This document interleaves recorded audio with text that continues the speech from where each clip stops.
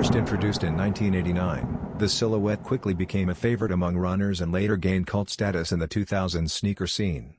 For true New Balance aficionados, the 1500 holds legendary status, thanks in large part to iconic releases like Solebox's Toothpaste colorway, which remains one of the most memorable executions in the model's history. The upcoming Birch edition isn't a collaboration, but its soft, monochromatic tan palette evokes the refined touch of Japan's United Arrows.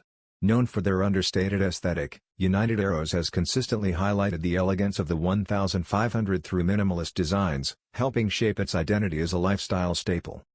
Now, New Balance is set to deliver this clean made-in-England version to a wider audience.